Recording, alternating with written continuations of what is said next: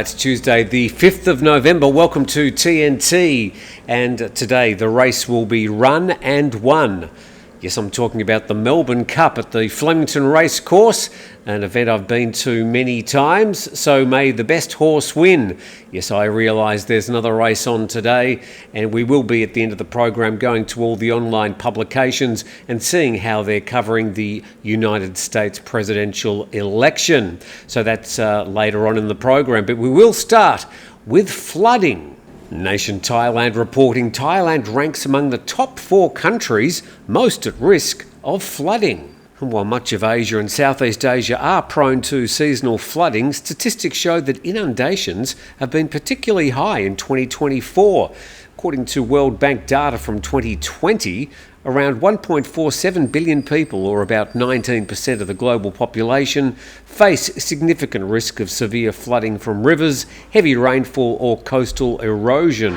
And the majority of those vulnerable to flooding, about 1.36 billion people, live in South and East Asia, with 329 million in China and 225 million in India, making up more than 1/3 of the world's flood-prone population. So here we go. The countries with the highest flood risk are in Vietnam, Egypt and Bangladesh. They scored 9.9. Thailand scored 9.8. Then you've got Iraq, Pakistan, China, India, Myanmar and Cambodia. And in Thailand this year, total rainfall from January to August was 5% above the average for this period, and the amount of rainfall from August to October is expected to exceed the average. And down the bottom there, the total economic impact could reach 46.5 billion baht, and that would reduce the GDP by almost 0.3%. So flooding causing major problems in Thailand this year, with the flooding up in the north, obviously the population centres, Chiang Mai, Chiang Rai. The tourism industry closed down for just about a month. They're still cleaning up there. Entire villages washed away. Down in Phuket, clearly a very popular tourist island, made big headlines around the world with the landslides and the floods there. Deadly landslides in that case. So flooding, an ongoing and really existential problem for the Thai government to confront.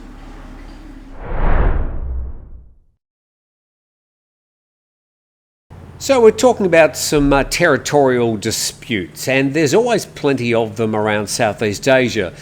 China seems to make a lot of the headlines because it's China. Over the last year, some scuffles in the South China Sea between the Philippines and Chinese Coast Guard. But there's also a lot of other territorial disputes from time to time. Let's look at a few of them. This one reported in Thai PBS World. PM confirms Koh Island, that's Koh Kood, belongs to Thailand. And the PM Paetongtarn Shinawatra confirmed that Koh Island is a legitimate territory of Thailand under the Franco-Siamese Treaty since 1907. And earlier, the Thai Foreign Ministry also confirmed that Koh Island has been an integral part of Thailand since 1907. And the Director General of the Department of Treaties and Legal Affairs said yesterday that Cambodia's unilateral declaration of its continental shelf in 1972 resulted in the creation of about 26,000 square kilometres of overlap, which covers the continental shelves of both countries and the exclusive economic zone. And they've since found reserves of oil and gas in that area, which has, brought more attention to it. But that's an issue between Cambodia and Thailand. So where is Koh Kood or Koh Island? Well, it's down there right near the Cambodian border. And here we can see the Cambodian border meandering down, closing in on the coast of the Gulf of Thailand. Where the circle is where the Cambodian border meets the sea, and Koh Kood Island just offshore there. And in Khao English, Thai PM confirms Koh Kood not part of the MOU 44, despite rivals' claims, that rival being Cambodia. The Prime Minister said today the government wants to confirm that Koh Kood belongs to Thailand, has been for a long time, and Cambodia acknowledges this as well. According to the French treaty, we've never had any issues with Cambodia regarding Koh Kood. There's never been any doubt. The misunderstanding seems to exist only within Thailand. She's referring there to the political dimensions of this making headlines at the moment. Pretty much a long-running rivalry between Thaksin and Prawit Wongsuwon goes back about 25 years. So there is a political dimension to this story even making the headlines. But the Bangkok Post reporting on another dispute.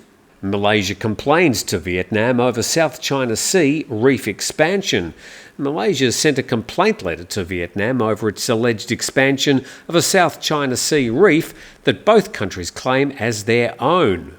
The move brings to light another of the multiple disputes in the strategic waterway, most of which China claims sovereignty over, with Beijing involved in frequent altercations with the Philippines and sporadic rows with Vietnam. And the most contested features are around the Spratly Archipelago, where China, Taiwan, Malaysia, Vietnam, Brunei and the Philippines all have various claims and degrees of occupation.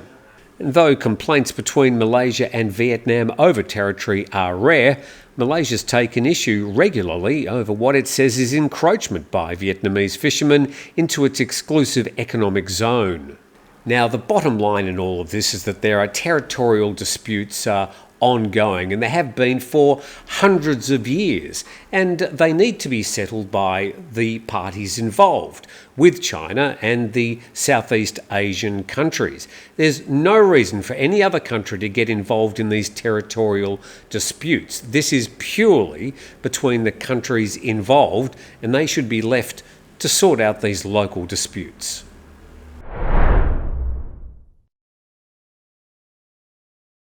The Bangkok Post reporting on a difficult issue, a lot of Thais wanting to return to work in the Middle East.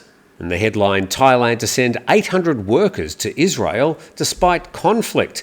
The Department of Employment will send 800 workers to Israel this month despite the ongoing conflict in the region, as many Thais continue to show interest in working in the country.